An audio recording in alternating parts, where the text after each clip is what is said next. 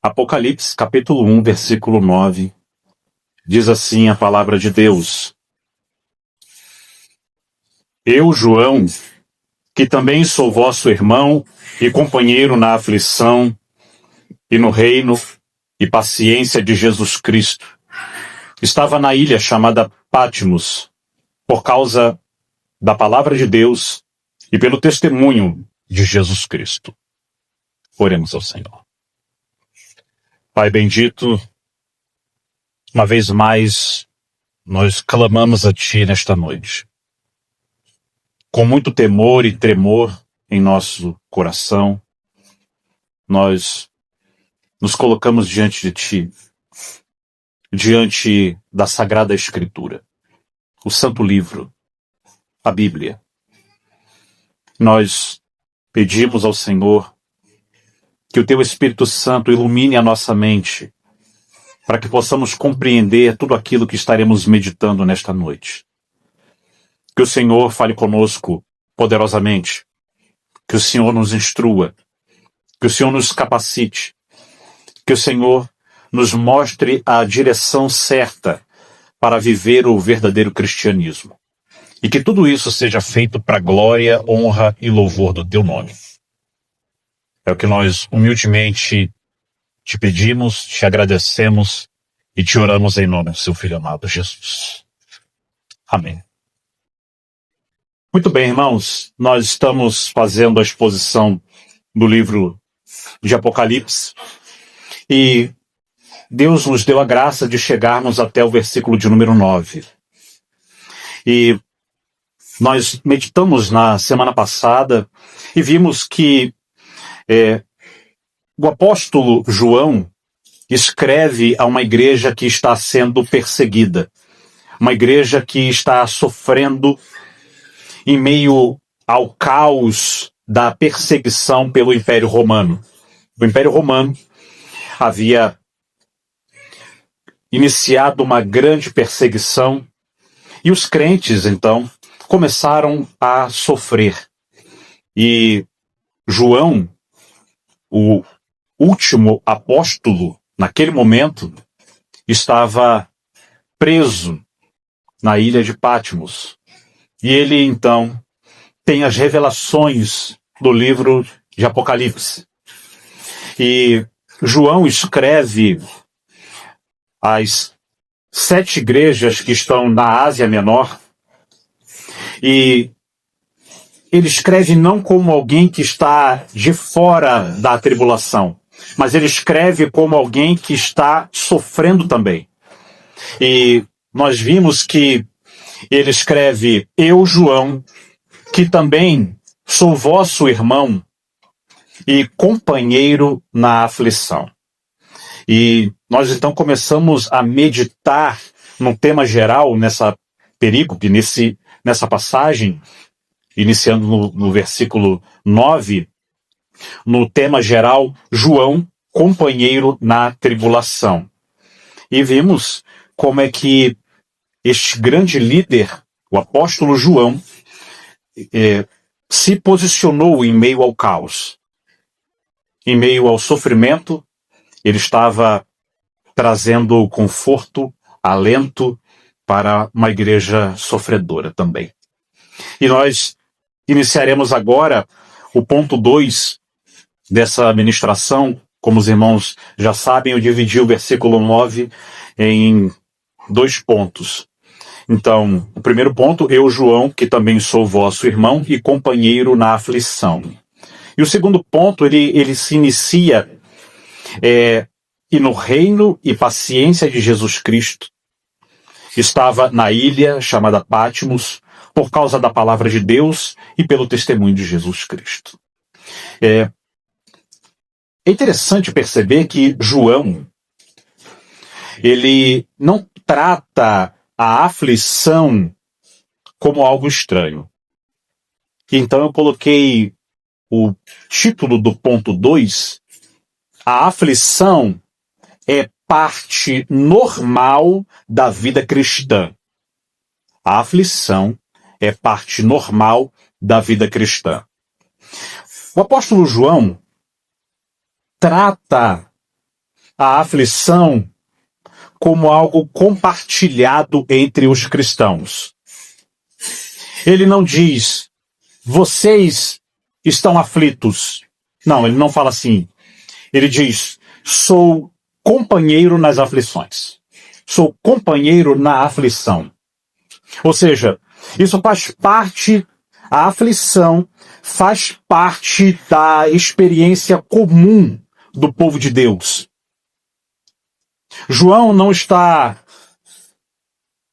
descrevendo aqui no versículo 9 três experiências isoladas, mas ele está descrevendo uma realidade que está unificada. Nós vemos aqui a aflição, o reino e a paciência. Volte seus olhos novamente para o versículo. Eu, João, que também sou vosso irmão e companheiro na aflição, e no reino, e na paciência. Então, a aflição apresenta o sofrimento real por causa de Cristo. Essa é a aflição que o apóstolo João descreve aqui.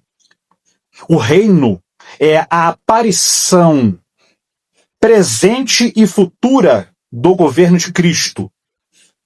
E a paciência é a perseverança firme em meio à dor, em meio ao sofrimento, em meio às angústias, em meio às aflições.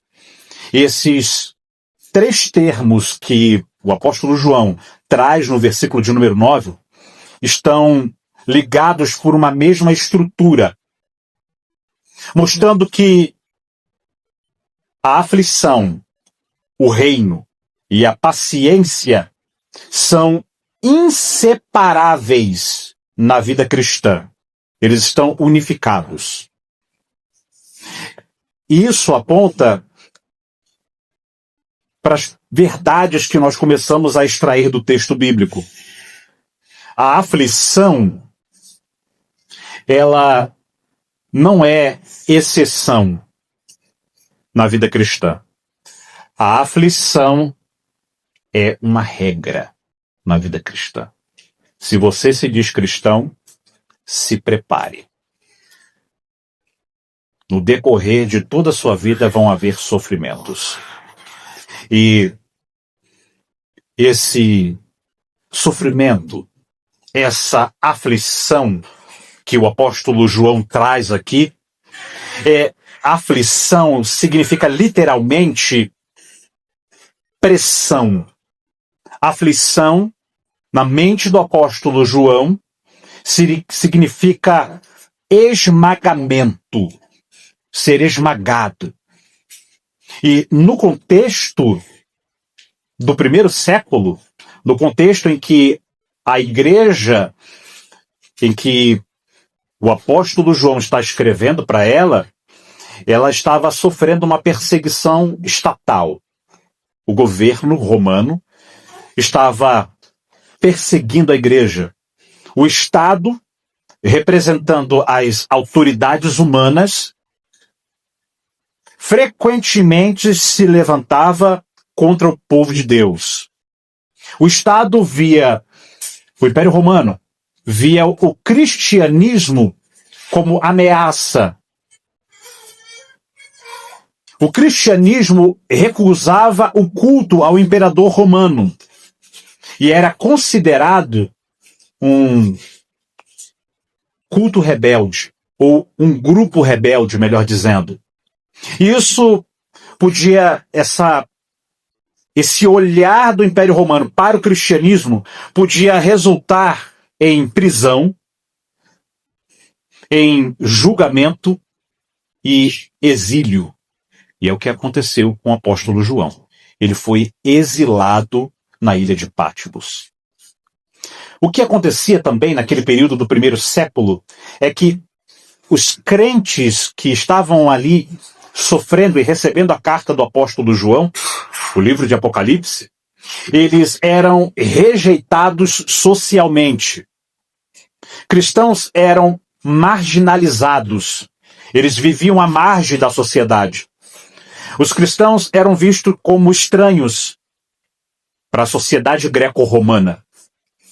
E eles eram acusados de práticas falsas.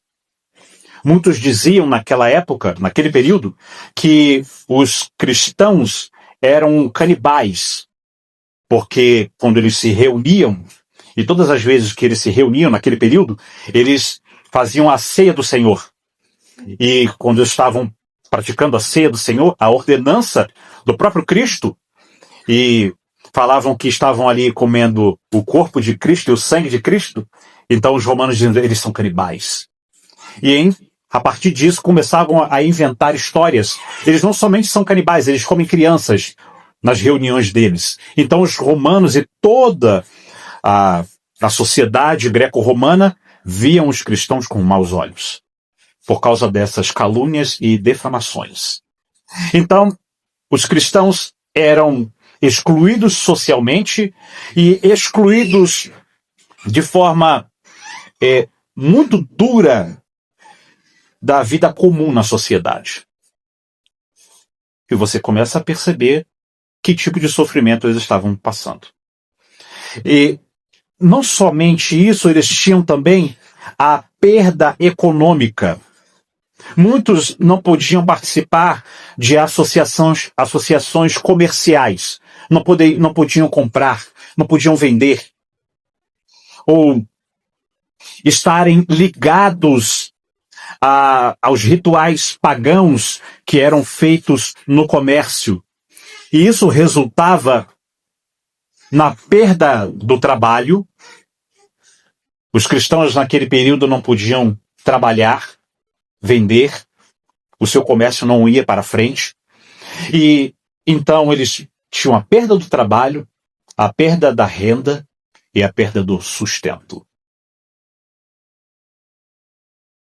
Isso significa que a vida deles estava sendo impactada de forma profunda. E, além disso, havia o sofrimento físico e até a morte. Alguns eram espancados, eram torturados e executados por serem cristãos. E tudo isso por causa da fidelidade a Cristo. Essa fidelidade a Cristo, ser fiel a Cristo nos tempos do apóstolo João, podia custar literalmente a vida. Seguir a Cristo naquele contexto em que esta carta foi escrita não era uma decisão confortável. Se dizer cristão naquele período era algo perigoso. Era uma decisão que colocava tudo em risco. A sua vida, a sua família, os seus negócios, finanças, tudo ficava em risco por você se dizer um cristão. E é exatamente por isso que o apóstolo João diz, eu sou companheiro na aflição. Eu, que sou apóstolo, João dizendo, eu que sou apóstolo, não estou nas Ilhas Caimãs. Eu não estou com o meu dinheiro guardado em um local seguro. Não, eu também estou sofrendo. Eu não estou na praia me divertindo. Eu estou na ilha de Patmos. E essa aflição do apóstolo João, que ele escreve, sou companheiro na aflição, não era algo emocional. Era algo concreto. Era algo palpável. Era algo sentido na pele. A aflição de que João fala não era uma aflição qualquer. Não era uma aflição superficial. Ou fruto de preferências pessoais contrariadas. Eu vou explicá-los. Era um sofrimento concreto e doloroso. Hoje, trazendo à tona a teologia do sofrimento, o entendimento teológico sobre o sofrimento cristão, hoje muitos acham, e chamam de perseguição aquilo que, na verdade, é apenas frustração do ego. Muitos irmãos que estão aqui vieram de outras denominações e nestas denominações eles dizem que estão sendo perseguidos porque uma irmã foi colocada para liderar a cozinha no seu lugar. E dizem, estou sendo perseguido. Outros dizem, o pastor não me permitiu pregar fora no domingo. E diz, estou sendo perseguido. Outros ainda dizem que não foi escolhido para aquela função que tanto almejava. Estou sendo perseguido. Ou que não recebeu o reconhecimento que tanto desejava. E isso não é perseguição. Isso, na verdade, é imaturidade espiritual. E muitas vezes isso é um fruto direto da negligência da palavra. É o fruto do desconhecimento da Sagrada Escritura. Quem não se alimenta da Escritura, quem não se alimenta da palavra de Deus, perde o senso do que é sofrer por Cristo. Confunde correção, e muitos irmãos aqui já foram corrigidos aqui na igreja, confundem correção com sofrer por Cristo. Confundem correção com rejeição. Troca disciplina, a igreja aplicando disciplina, por ataque pessoal. Em Hebreus, o autor aos Hebreus, no capítulo 5, ele fala um pouco sobre isso. No capítulo 5, versículo 13 ao 14. Hebreus 5, versículo 13 ao 14. Eu vou ler para a gente ganhar tempo. Porque qualquer que ainda se alimenta de leite não está experimentado na palavra da justiça. Ele não está falando de leite materno aqui. Ele está falando de doutrina. Está utilizando a palavra leite aqui como uma ilustração. Então, porque qualquer que ainda que se alimenta de leite não está experimentado na palavra da justiça, porque é menino. Mas o mantimento sólido é para os perfeitos, os quais, em razão do costume, têm os sentidos exercitados para discernir tanto o bem quanto o mal. Isso significa que a falta de leitura bíblica gera crentes sensíveis demais à opinião dos outros. A falta de estudo bíblico, de leitura das Escrituras, gera crentes resistentes à correção, que não podem ser corrigidos. A falta de leitura bíblica cria crentes rápidos em se defender e lentos em fazer um autoexame de si mesmo. Porque não conhecem o padrão que Deus estabeleceu na sua palavra. Quem está saturado, quem está cheio da palavra de Deus, entende que a correção feita na pregação ou feita pessoalmente é graça de Deus. É a misericórdia de Deus. Quem está cheio da palavra entende que disciplina não é para matar, que disciplina é cuidado. É o cuidado da igreja. Quem está cheio da palavra está apto para ser submisso e entende que submissão é proteção.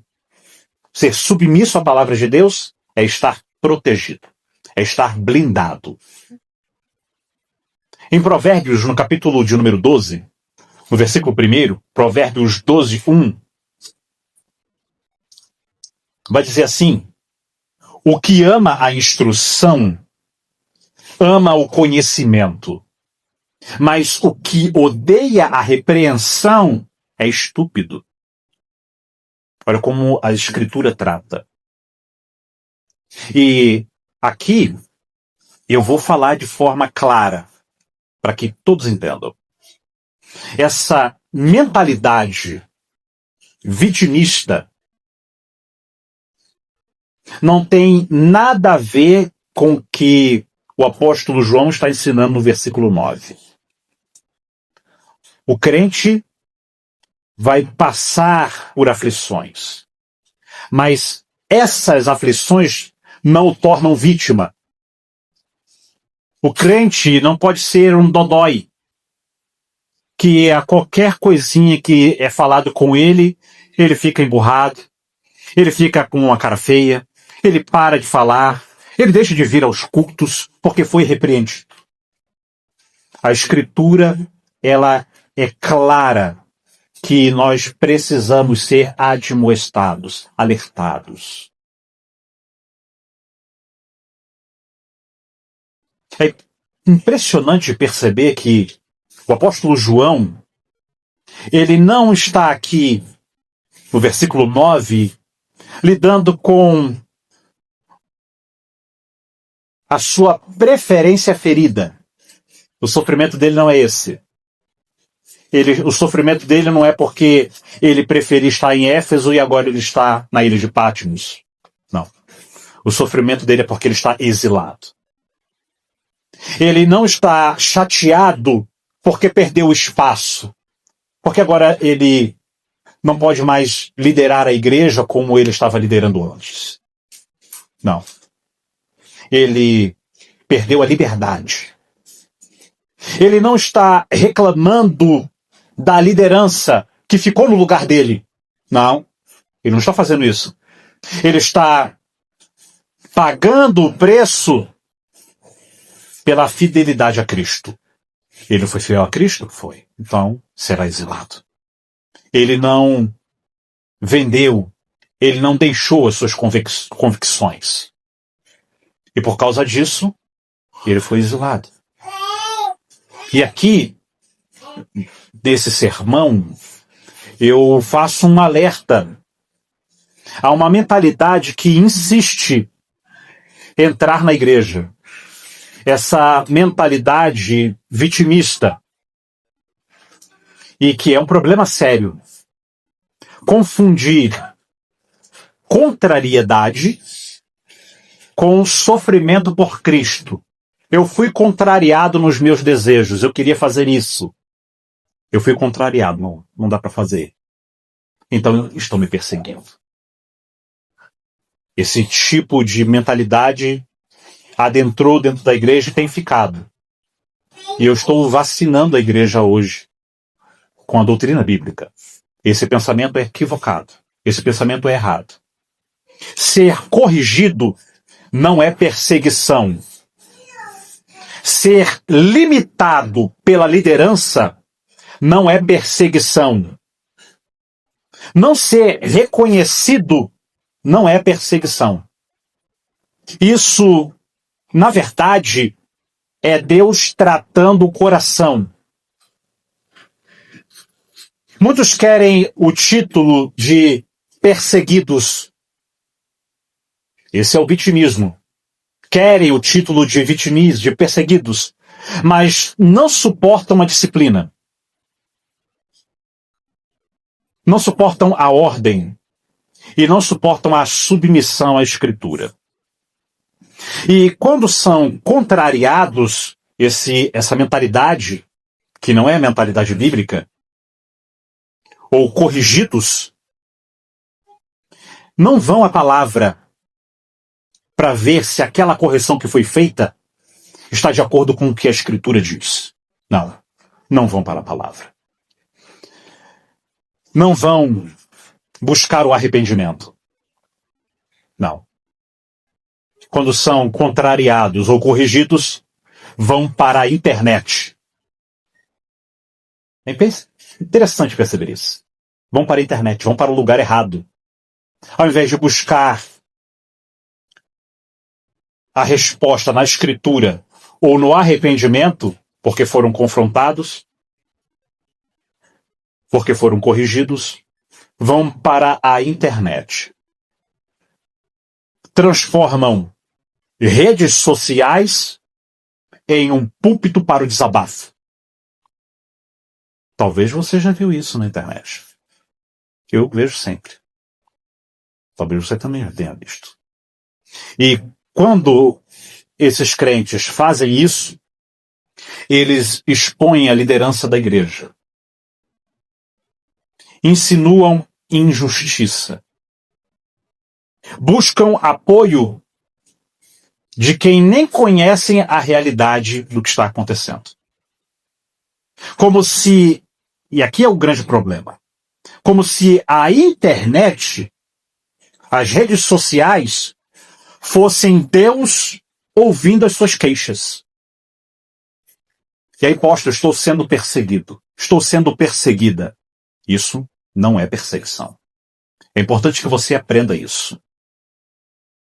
E eu vou ser claro com isso. Isso não é maturidade espiritual. Pelo contrário. Isso é carnalidade sendo exposta na internet.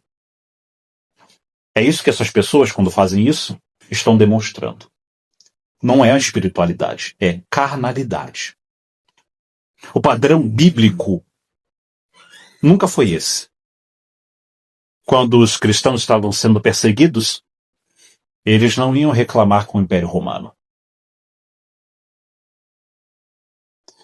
O padrão bíblico nunca foi reclamar publicamente, expor conflitos internos da igreja, buscar validação fora da igreja. O padrão bíblico esse é o padrão que você deve aprender e praticar. O padrão bíblico é humildade. Quando você é corrigido, seja humilde para ouvir. O padrão bíblico é submissão. Se a correção foi pautada nas Escrituras, então se submeta à Escritura. Não a quem está te corrigindo, mas à Escritura. Porque a Escritura, ela foi inspirada pelo Espírito Santo. A Escritura, ela é infalível. A Escritura, ela é inerrante. A Escritura é interpretável. Nós podemos interpretar a linguagem que está escrita aqui. E a Escritura é autoritativa. Significa que ela é uma autoridade sobre a vida do crente. Então, se você foi corrigido pelas Escrituras, então essa autoridade da Escritura está sobre você, então você deve se submeter à palavra de Deus.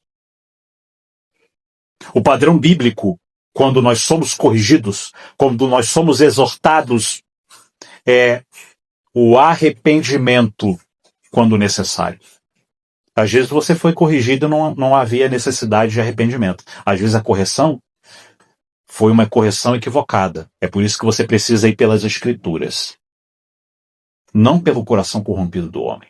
Você precisa ver se aquele aconselhamento, aquela correção foi bíblica. Foi um aconselhamento bíblico? Veio das Sagradas Escrituras? Ou veio de um entendimento equivocado daquele conselheiro, pregador, pastor? E você precisa avaliar isso. Então, eu preciso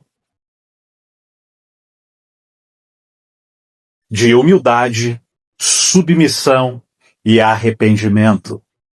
Há crentes que não aceitam correção, e esse é um problema. Se você é um cristão e tem a Bíblia como a sua única regra de fé e prática, Então, é incongruente você professar uma fé nas Escrituras, uma fé em Deus, e não praticar aquilo que a Bíblia diz. Não aceitar a correção de Deus. Há crentes que não suportam o confronto. Se você já percebeu, nas ministrações aqui, muitas vezes você é confrontado. Não porque nós gostamos de confrontar você. É porque essa é a pregação legítima do Evangelho. A mensagem do Evangelho, ela é confrontadora. Ela confronta o pecado do pecador e o Espírito Santo de Deus, então, trabalha no coração do pecador, convencendo ele do pecado, da justiça e do juízo. Sem a confrontação, significa que é um evangelho falso.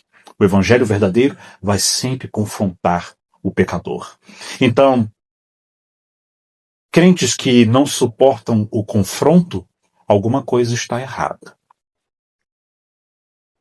E o pior de tudo, não é não aceitar a correção, não é somente isso. Não é não suportar o confronto, é não reconhecer o erro. É não reconhecer quando estão errados. É tentar camuflar ou mudar o caminho daquilo que está sendo dito para que ele nunca esteja errado. E, por incrível que pareça, quando pessoas que têm essas características que eu estou falando aqui e são corrigidas, confrontadas e não reconhecem o erro, adivinha em quem que elas colocam o erro? Em você, que está corrigindo. Você que está corrigindo é que está errado. Conseguem perceber o padrão? Alguma coisa está errada aí. Eles são rápidos em postar indiretas na internet. Como eu falei, a internet se torna um púlpito para indiretas, para fazerem desabafos, para se colocar como vítimas. E isso é perigoso. É muito perigoso isso. Porque muitas vezes não estão defendendo a verdade. Estão defendendo o próprio orgulho. Estão defendendo a si mesmas. Quando alguém prefere expor na internet os seus dissabores, ao invés de tratar biblicamente, ela está dizendo na prática: a minha reputação é mais importante do que a minha santidade. Então eu prefiro estar diante da internet, da sociedade, com a minha reputação em dia, do que a minha santidade em dia. Do que se submeter à Sagrada Escritura. E isso é sério. O caminho não é exposição. O caminho é restauração. Quem foi confrontado não deve expor essa confrontação. Estou sendo perseguido. Não. O caminho é restauração. Se eu fui confrontado pela palavra de Deus, se eu estou errado, eu devo reconhecer o erro e eu devo buscar a restauração. Eu devo buscar a comunhão. E eu faço isso através da Escritura, através da atitude humilde, reconhecendo o erro. Se você foi corrigido, examine o seu coração. Se você foi corrigido, veja se há verdade na correção. Se a correção é bíblica. Se você foi corrigido, humilhe-se diante de Deus. Essa é a forma correta, essa é a reação correta. Mas não transforme a disciplina, a correção em espetáculo. Porque quem expõe a igreja para se justificar demonstra que ainda não entendeu o que é ser igreja. João estava na ilha de Patmos E ele estava sofrendo perseguição, não por causa dos que os seus desejos não foram realizados, mas por causa da sua fidelidade a Cristo. E João não está aqui fazendo um desabafo público para justificar a sua dor. Não.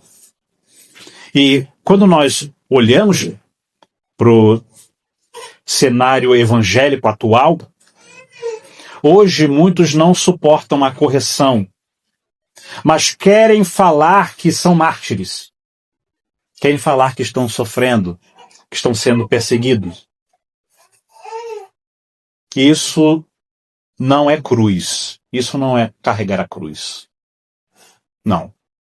Isso é orgulho com acesso à internet. E isso é perigoso. Outros exemplos reais de falsa perseguição, para que você possa entender, pessoas que não estão sendo perseguidas, mas olham para isso como se fosse uma perseguição do nível do apóstolo João aqui. E dizem assim, estão me apagando porque pediram para eu sentar e aprender. Não estão deixando que eu pregue, eu quero pregar. Mas estão dizendo que eu preciso sentar, estudar, fazer o curso de teologia para aprender. A igreja, dizem também, a igreja não reconhece o meu chamado. E dizem que estão sofrendo perseguição. Outros dizem, o pastor tem medo do meu ministério, porque eu posso pregar mais do que ele. Conseguem perceber essas coisas? E essa linguagem não é bíblica. Essa não é a linguagem bíblica. Essa é a linguagem de alguém que ainda não aprendeu o que é ser servo. Não aprendeu o que é servir. E nós começamos a perceber que há um contraste com o padrão bíblico. A aflição bíblica acontece quando você permanece fiel à palavra de Deus. E então pode surgir a aflição bíblica. Quando você não negocia a verdade, você sofre por causa de Cristo. É isso que o apóstolo João estava sofrendo. E em 2 a Timóteo, o apóstolo Paulo escreve, 2 Timóteo capítulo 3, versículo 12, 2 Timóteo 3,12, ele escreve o seguinte: e também, todos os que piamente querem viver em Cristo Jesus padecerão perseguições. Todos aqueles que querem viver um cristianismo genuíno, que querem viver uma vida piedosa, uma vida santa, vão padecer perseguições. Se você quer ser um cristão piedoso, um cristão sério, você vai sofrer. Perceba que o apóstolo Paulo, escrevendo para Timóteo, ele não fala e todos os que querem posição na igreja, todos que querem destaque na igreja, não é isso. É todos que querem viver piedosamente. O piedoso é o contrário do impiedoso. Piedoso é um pio, que pratica piedade. E o impiedoso é o irreverente. O piedoso é o reverente, é aquele que tem reverência. O impiedoso é o irreverente, é o que pratica a impiedade. Então, se você quer deixar a impiedade, ser um homem piedoso, uma mulher piedosa, ser reverente com as coisas de Deus, guardar os seus olhos, guardar as suas mãos, guardar os seus pés de caminhar para o mal, você vai sofrer. As pessoas vão começar a perseguir você. porque você quer fazer o que é certo, porque você quer fazer o que agrada a Deus. Talvez muitos jovens aqui na escola sejam perseguidos por uma postura cristã. Uns querem ficar com o menino, com a menina, para lá e para cá, e o jovem crente quer manter a sua vida casta, pura. Estou me guardando. Então você vai sofrer zombaria dos amigos, vão dizer que você não é homem. Esse sofrimento, isso. Sofrimento porque você quer viver uma vida piedosa. Esse é o sofrimento por Cristo. E não esses sofrimentozinhos que eu falei aqui, que não tem nada a ver de sofrimento. É nada mais do que ego. E nós precisamos interpretar isso da forma correta. Se alguém não suporta a correção, não suporta limites, não suporta ser submisso, essa pessoa não está pronta para sofrer por Cristo. Não está pronta. Quando o sofrimento vier para a pessoa que tem essas características, que não quer ser corrigido, que não aceita limites, que não é submissa à palavra de Deus, quando o sofrimento vier, ele não permanece fiel.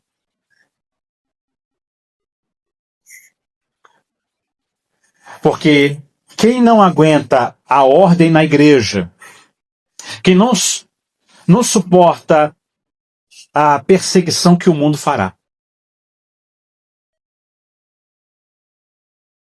Então, um alerta que eu faço aqui para você é: pare de romantizar sentimentos e volte ao padrão bíblico. Pare de romantizar. Ah, não estou pregando, estão me perseguindo. Ah, não está isso, estão me perseguindo. Pare de romantizar. Volte para o padrão bíblico. A aflição não é ser contrariado. A aflição não é ser esquecido. A aflição não é não ser usado para determinada função na igreja. A aflição é perder tudo. Isso é aflição. Os crentes que estavam aqui perderam suas posses, perderam suas casas, perderam a vida.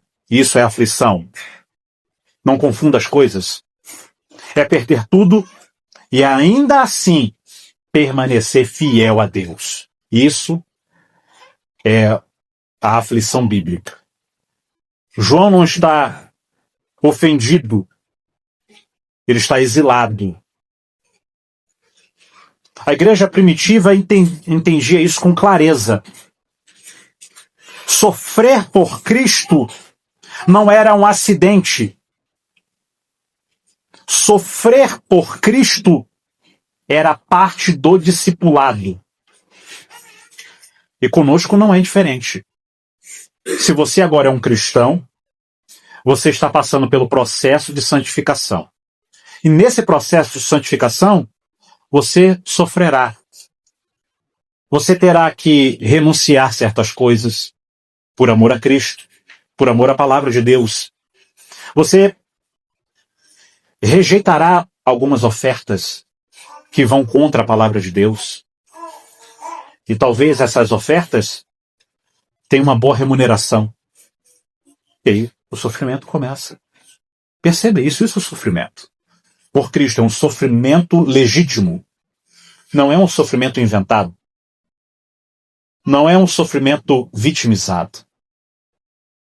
Em 1 de Pedro, o apóstolo Pedro diz, no capítulo 4, versículo 13, 1 de Pedro 4,13, mas alegrai-vos no fato de serdes participantes das aflições de Cristo. Perceba, a aflição não é sinal de que algo está errado, não. A aflição, na vida do cristão, muitas vezes é a evidência de que tudo está certo. Se você está sofrendo porque é fiel a Deus, está certo esse sofrimento. Não tem nada errado aí não, no seu cristianismo não. Pelo contrário, está certo. E você deve seguir sofrendo. Não é possível. Você deve sofrer, se é por Cristo, sofra. Se é pela verdade da palavra de Deus, sofra. E é interessante perceber que em algumas denominações, alguns pregadores, eles ensinam da seguinte forma: venha para Cristo e pare de sofrer. Você já ouviu isso? Talvez você já ouviu viu até em algumas placas por aí. Pare de sofrer. Na porta de uma igreja. Isso, biblicamente analisando, não é apenas ingenuidade. Não. É um engano perigoso. Venha para Cristo e pare de sofrer. Esse entendimento inverte o evangelho. Esse não é o entendimento bíblico, não o que a Bíblia ensina. Cristo nunca prometeu o fim do sofrimento nesta vida. Cristo nunca prometeu isso. Cristo prometeu nas Escrituras. Ele prometeu salvação. Ser salvo de quê? Da ira de Deus, que recaiu sobre ele na cruz do Calvário. Ele prometeu vida eterna. É isso que Cristo prometeu. Mas ele também deixou claro que neste mundo, essa é a doutrina bíblica, Jesus deixou claro que neste mundo, os seus seguidores enfrentariam aflições. Em João, no capítulo 16, versículo 33, João 16, 33, Jesus disse o seguinte: tenho-vos dito isso, para que em mim tenhais paz. No mundo tereis aflições, mas tende bom ânimo, eu venci o mundo. Ele não falou, se vocês vierem até mim, vocês pararão de sofrer. Jesus não ensinou isso. E quando um pregador, quando uma denominação, eu não chamo de igreja, quando uma denominação diz, venha para Cristo e pare de sofrer, é um outro evangelho. Não é o evangelho que Cristo ensinou. O que Cristo ensinou é que no mundo tereis aflições, mas tenha bom ânimo em meio às aflições. Esse é o ensinamento bíblico. É o que Cristo ensinou. Perceba, ele não diz, talvez tereis aflições. Não, ele não diz isso. Ele afirma, tereis aflições. Venha para Cristo e pare de sofrer.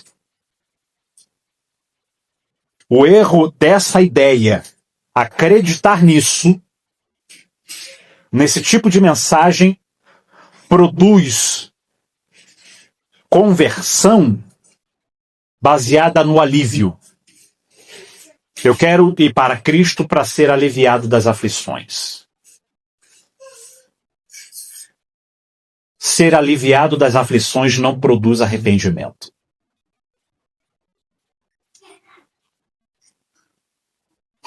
Venha para Cristo e pare de sofrer.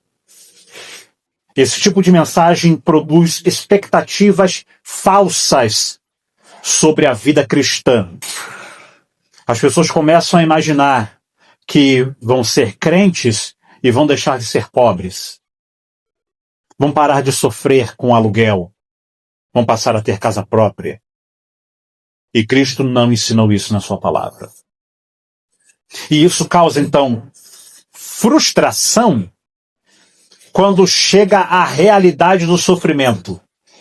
E essas pessoas que acreditaram numa doutrina como essa não sabem como agir quando o dia mau bate na sua porta. Muitos vêm a Cristo esperando paz imediata em todas as áreas da vida. Muitos vêm a Cristo pensando no fim dos problemas. Muitos vêm a Cristo pensando que terão uma vida fácil.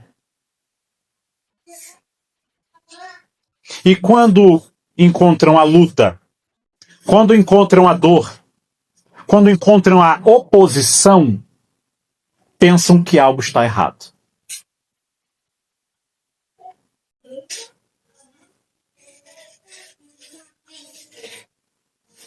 E não tem nada errado com o sofrimento cristão. O padrão bíblico, como eu já falei, é o que está em 2 Timóteo, eu já li, e também todos aqueles que piamente querem viver em Cristo Jesus padecerão perseguições.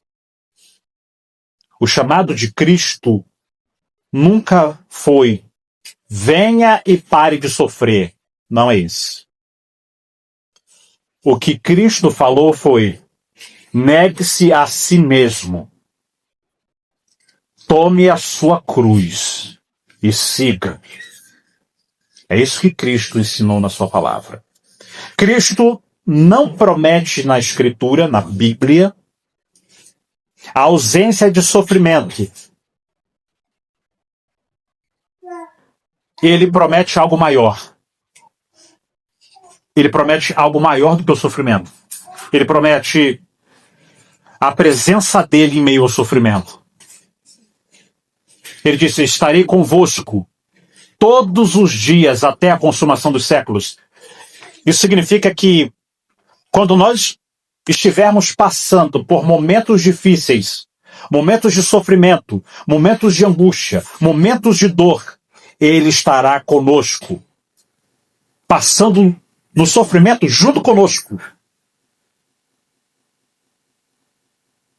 Cristo prometeu graça suficiente para suportar o sofrimento. É o que aconteceu com o apóstolo João. O apóstolo João, na ilha de Patmos, sofrendo, mas Cristo estava com ele em meio ao sofrimento. Cristo prometeu um propósito maior em cada momento de angústia e sofrimento. Em cada dor há um propósito. Vocês aqui já sofreram em suas vidas. E eu também. Eu passei um momento muito forte, muito pesado de angústia e sofrimento na minha vida. Eu fiquei com um problema no coração. Eu perdi as forças. Eu estava montando uma fabriquinha de blocos de concreto. E eu não tinha mais forças para mexer com concreto. Não tinha como fazer. E era ali a esperança do sustento da minha casa. E foi tirado as forças. E eu fiquei mais ou menos 2 anos praticamente sem poder andar, acamado. Eu só conseguia andar de carro, porque se eu caminhasse daqui na esquina, começava a passar mal. Muito mal. Então, eu passei um momento de privação, de angústia, de dor, de enfermidade. E foi um dos momentos mais sublimes na minha vida espiritual. Porque naquele momento que eu estava sofrendo, sem força, sem vigor, com medo da morte. A morte chegava, o coração batia, a morte está chegando. É hoje. Vou para a glória. Ninguém quer morrer. Quem quer morrer aqui, levanta a mão. Ninguém. Ninguém quer morrer. E foi interessante que esse momento que eu passei foi o momento que eu tive mais comunhão com Deus. Aquela enfermidade se tornou a minha professora. Aquela aflição se tornou a minha professora. Eu comecei a aprender a depender de Deus. Então, as aflições, quando vêm nas nossas vidas, não são para nos matar. Elas têm um propósito maior. O propósito de nos aperfeiçoar em meio à aflição. É como o praticante de arte marcial. O praticante de arte marcial, ele vai desferir golpes em locais duros, em árvore, para que a sua mão fique calejada, é o calejamento. E conforme ele vai sofrendo nas primeiras pancadas, a mão dele começa a doer muito. Mas com o passar do tempo, conforme ele vai aplicando os golpes na madeira, na árvore, no saco de pancada, vai se calejando e aquilo vai se tornando forte. E aquilo que antes era sofrimento, agora se tornou força. Para que ele possa então aplicar na arte marcial. No cristianismo não é diferente. O sofrimento que vem na nossa vida é para que nós possamos evoluir,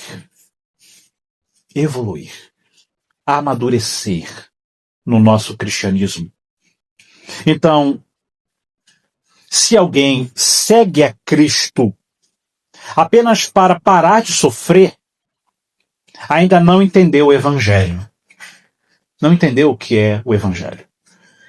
Porque o verdadeiro chamado é vir a Cristo não para fugir da dor, mas para ser salvo do pecado e viver para a glória de Deus. Esse é o chamado para vir para Cristo. Mesmo que isso custe tudo. O Evangelho não é um convite ao conforto. Não, não é. É um chamado à cruz. Cada um de nós temos uma cruz para carregar.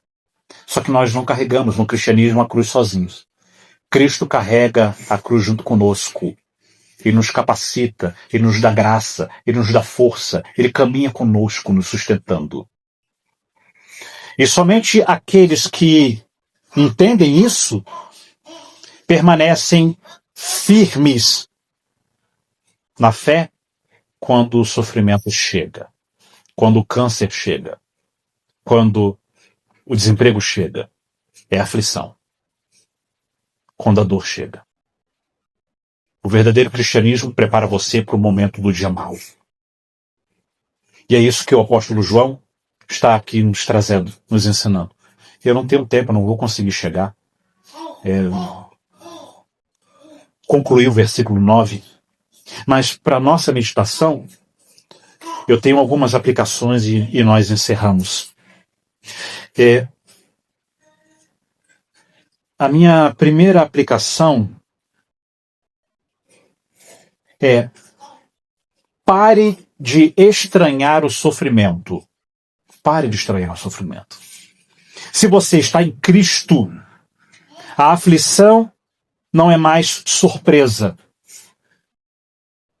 A aflição é parte do caminho. Mas você não está sozinho nesse caminho.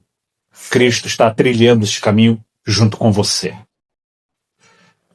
Na segunda aplicação, não interprete dor como abandono de Deus. João estava em Patmos, exilado. E exatamente ali, no exílio, Deus se revelou a ele, no momento de aflição. Entenda que o reino não elimina a luta presente. Fazer parte do reino de Deus não significa que você não terá lutas. Você já pertence ao reino de Deus se você é um cristão.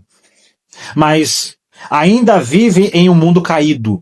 Este mundo aqui que nós vivemos. Então entenda que o reino não elimina a luta presente. Você continuará lutando, perseverando com Cristo. A perseverança é obrigatória, não é opcional. Se você é um cristão, se você creu em Cristo Jesus, então continue perseverando na fé. A marca do verdadeiro crente não é a ausência da dor, não é parar de sofrer.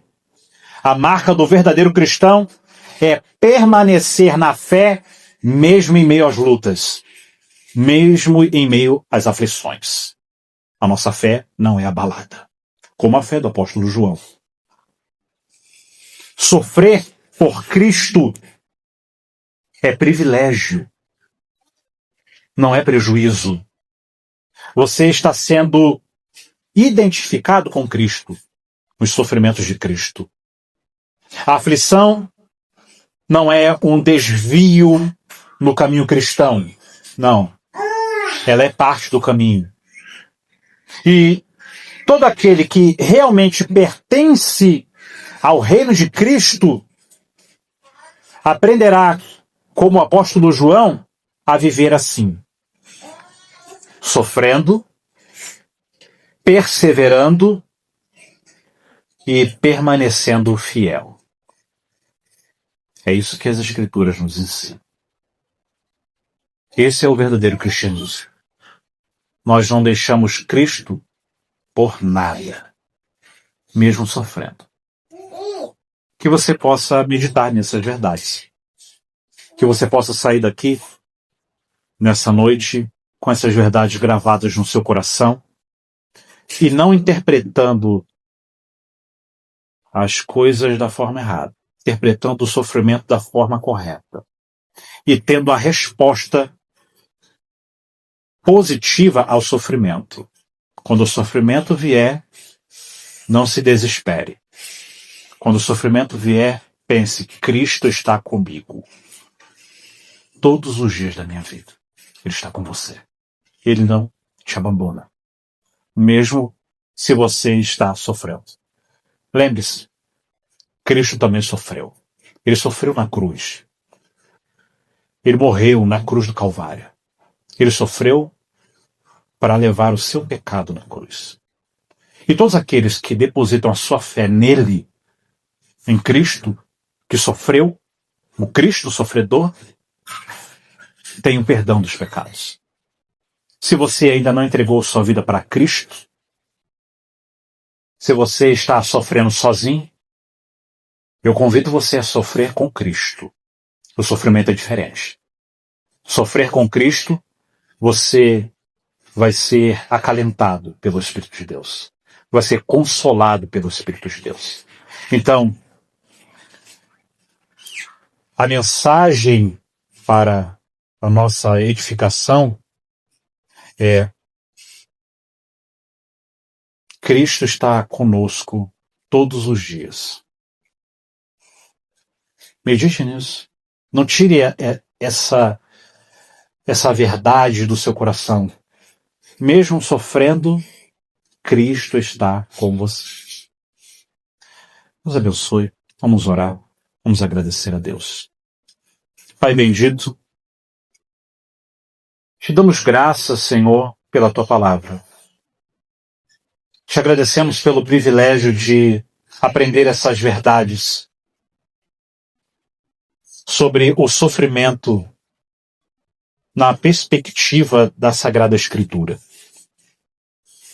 Nós, como crentes, não viveremos vidas plenas aqui nesta terra. Pelo contrário, neste mundo tenebroso, passaremos por momentos de aflição, momentos de angústia.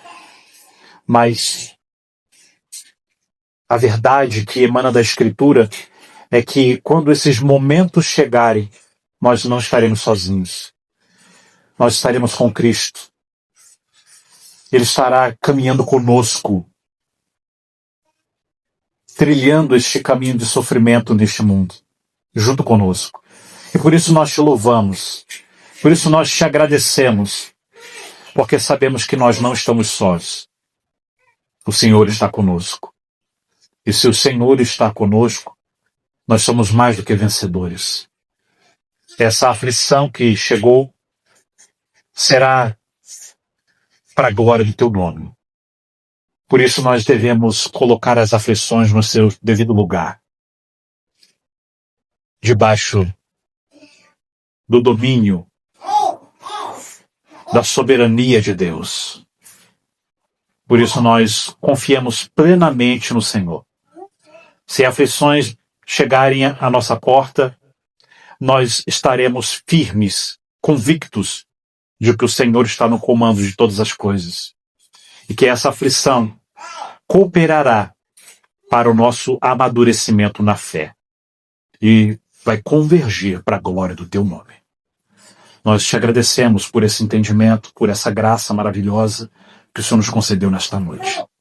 Em nome de Jesus. Amém.